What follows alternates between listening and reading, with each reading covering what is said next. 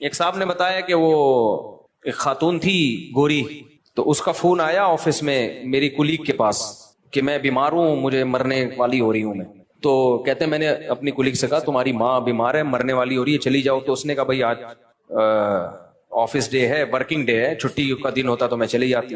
سمجھ رہے ہیں؟ کہہ رہے کوئی اس کو اتنا کوئی ٹینشن، کچھ کو ٹینشن ہوتی بھی ہے، ایسا نہیں ہے، وہ چلی بھی جاتی ہے، لیکن اس نے کہا نہیں بھائی انتقال ہو گیا، مر گئی.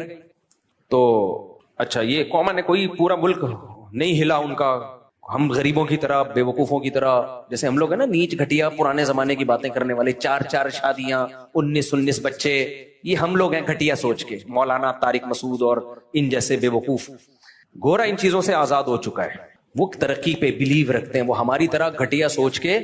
کیا ہو گیا تم لوگ کو بھائی؟ میں سیکولر لوگوں کی بات کر رہا ہوں، وہ یہی کہتے ہیں کہ ان چیزوں سے نکلو، آزاد ہو ان چیزوں سے. وہ لوگ آزاد ہو چکے ہیں ان چیزوں سے. تو ایک اور آزادی کی میں ایک مثال دیتا ہوں آپ کے سامنے. ابھی جو میرا سفر تھا، ابھی بالکل پرسوں آیا ہوں نا میں، وہاں مجھے ایک تبلیغی جماعت کے بزرگ ملے جو 45 سال پہلے وہاں گئے تھے، اور بزرگوں نے ان کی تشکیل کی تھی. 45 سال سے وہاں ہیں. اس وقت جب وہاں لوگ کلمہ نہیں پڑھتے تھے، انہوں نے وہاں بڑی محنت کی، فری میں بچوں کو پڑھایا. کہتے ہیں مسلمان ایسے مرتد ہو گئے تھے کہ وہ اپنے بچوں کو قرآن نہیں پڑھانا چاہتے تھے، تو میں گھر جاتا، ان کے گاڑی میں بٹھا کے لاتا، مسجد میں پڑھاتا ان کو. اتنی محنت کی.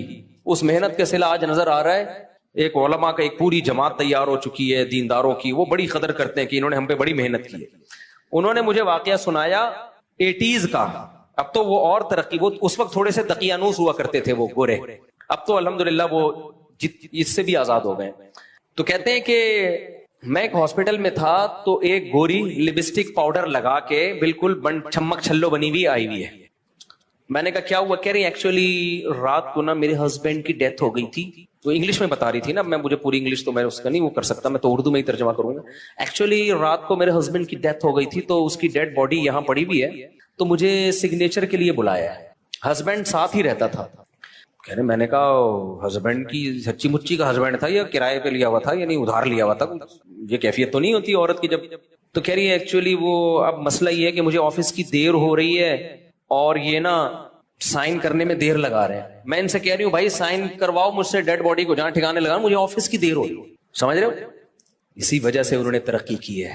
آج جو مریخ پر پہنچنے کی باتیں ہو رہی ہیں نا، یہ چڈیاں پہننے کی وجہ سے ہیں.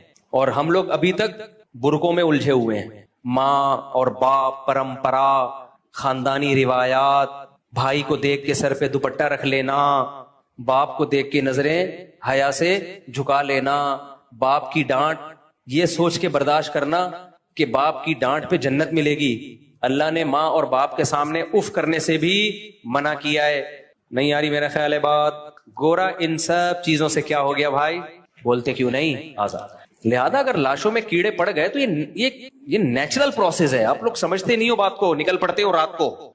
یہ ایک نیچرل پروسیس ہے بھائی. جب کوئی مرے گا تو کیڑے ہی پڑیں گے، اور کیا اس میں خوشبو آئیں گی؟ اس سے کیا؟ تو اس چیز سے نکلو باہر. نہیں آئی میرے خیال ہے بات؟ اس سے کیا کرو؟ بولو باہر نکلو. گورا نکل چکا ہے.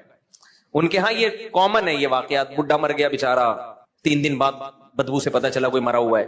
ان کے 9 مہینے لیٹ اس لیے نہیں ہوتا کہ پولیس جا کے گورنمنٹ دیکھتی رہتی ہے کہ کوئی اسمیل تو نہیں آ رہی، تو اتنا عرصہ نہیں ہوتا ہمارے یہاں، کیونکہ ابھی ہم اتنی ترقی نہیں ہوئی ہے جتنی ان کی ہے، تو اس لیے 9 مہینے اللہ معاف فرمائے گزر جاتے ہیں.